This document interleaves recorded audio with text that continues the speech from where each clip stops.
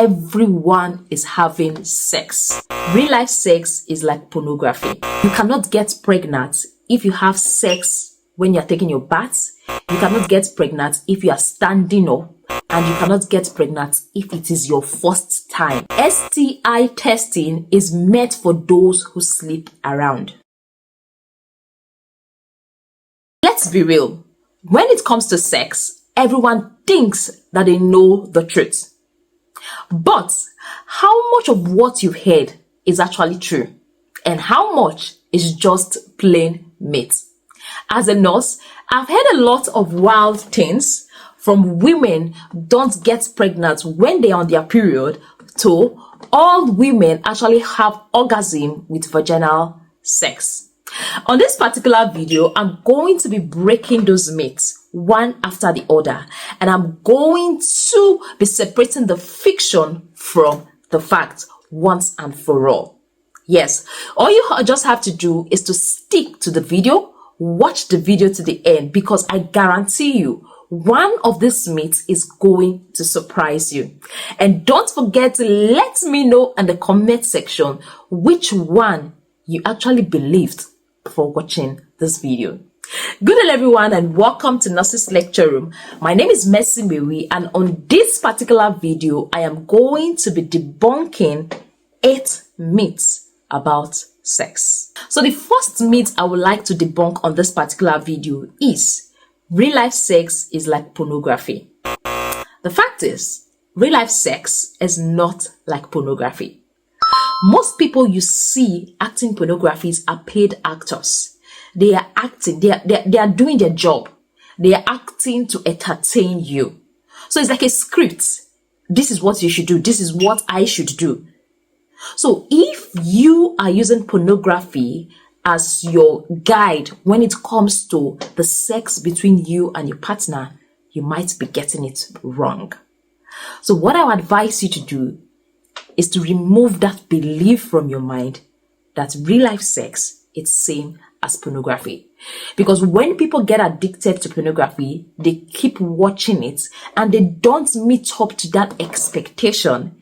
It makes them feel bad about their sex life, and it makes them feel that they are not doing enough. Then the second myth I would like to debunk, and I believe it's very common, is that everyone is having sex. The decision to have sex should not be because other people are having sex. It is a personal decision. Because you've had sex, because you are not a virgin, does not mean other people are having sex. Does not mean other people are not virgins. I think that's something we should erase from your mind. Because these days I hear people say, hey, if you are 15 years, you've not had sex, it's a lie, it's very rare. Because you are having sex does not mean other people are having sex. Having sex is a personal decision. And if deep down you know you are not ready for it, and you are waiting for the right person to get married to have that sexual encounter with, definitely you're doing something good. Having sex is a personal decision. Then the third myth is men don't need to worry about contraceptive.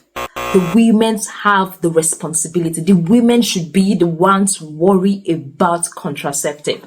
That is a myth. That is a lie. When it comes to contraceptive, it should be the responsibility of the two people involved in it. Because for them to decide to have unprotected sex without condoms, they should be the ones involved when it comes to contraceptive choices. Yes, they should think about it together. Because I got a message from someone and he was like, oh, the girl is not smart enough. I was expecting her to use after pill. I was expecting her to know her filter window. Is there no postinatal? Why did she not get postinatal? And I'm like, what? Are you for real? You both decided to have unprotected sex. You both decided to actually not to use a condom, I mean. So if there is no contraceptive, both parties have to be blamed and not the woman. Right? Because both of you decided not to use contraceptive. So for the men thinking that it's the woman's responsibility to worry about contraceptive, I just want to let you know that it is a joint responsibility. both parties have to be involved. Both parties should think about if they are expecting a child or not, if they want a baby or not. Then the fourth one is STI testing is meant for those who sleep around. That is a lie. That is a big fat lie. That is a myth. STI testing is meant for those that are sexually active. You have one partner, you have multiple sex partner. STI testing is meant for everyone that is sexually active. So if you are sexually active and you have one sex partner, I will advise you do the STI testing at least once a year. It's not going to hurt you. It's not going to harm you. Just get the test done. Because there was a message I saw. I'm going to add it. I'm going to look for the screenshot and put it in front of this video. It was written by I think Diary of a Niger girl. She's got a message from someone saying that, oh, her husband slept with her, gave her some STI, and now she's no more. She had complications from STI. She got PID. She got a lot of infection that actually affected her fallopian tube, her uterus, her womb. Yes, she had one sex partner, but this one sex partner was cheating on her, and that cheating resulted in an infection. So if she was going for regular screening, regular checkup, I believe it would have been detected on time. It would have not gotten to that complication stage. So you have one sex partner, you have multiple sex partner, you trust your partner. It's advisable for you to go for STI screening. STI is meant for everyone that is sexually active. Then the fifth one I have to share with you is you cannot get pregnant if you have sex when you're taking your bath.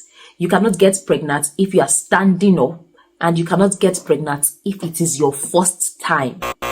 That is a myth. One, you can get pregnant if it is your first time. You've never had sex before, but this is your first time, you can get pregnant. Because if it's your first time, you have an egg released. There's an egg there, and a man sleeps with you. The sperm is held. You are going to get pregnant. The body is not going to say, wait, this is your first time, let's not make her pregnant. As far as there is an egg there, fertilization can take place and you can get pregnant. And for those that say if you have sex while standing, you cannot get pregnant, gravity is going to make the sperm fall. Don't be deceived. The sperm has already traveled to where it has to get to. And also for those that feel if you have sex in the bath, that water is going to wash it away. Don't be deceived. The sperm has already traveled to where it needs to fertilize the egg. So the only thing is that I'll be praying that there's no egg there. So it doesn't really matter where you have sex. Lying down, standing up, sitting. When there is a fertilized egg and there's a good sperm, fertilization takes place, you can get pregnant. Then the sixth myth is, I will be able to tell if my partner has STI. That is a myth. Because if your partner has STIs, they might not show any signs at all. They might not show any symptoms at all of STIs. You might not see any clue that they have STI. So for those that say, oh, I will know if my partner have STI, they're going to have discharges, they're going to have burning sensation. There are some STIs that will not show at all, but they can be transferred from one partner to another. So if you know you are getting married, it is very important for you to get both parties scrutinized. If you know you want to have sex, it is very important to scrutinize your partner. It is very important for both parties to get tested. I know they are going to say, trust me, trust me, trust me. It is very important for you to see their test results. It is very important, okay? STI is not going to show its recording on the face. I think that's something you should take into consideration. Then the seventh myth is you cannot use condom if you are allergic to latex. The good news is you can use condoms if you are allergic to latex. There are different types of condom. There are different sizes of condom. And now we have the latex-free condom.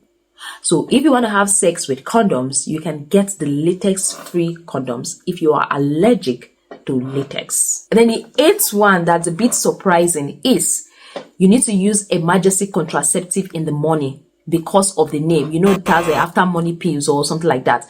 So they tell you you have to use emergency contraceptive in the morning. For example, you have sex today, you have to use it in the morning the next day for it to be effective. That is a myth. All right.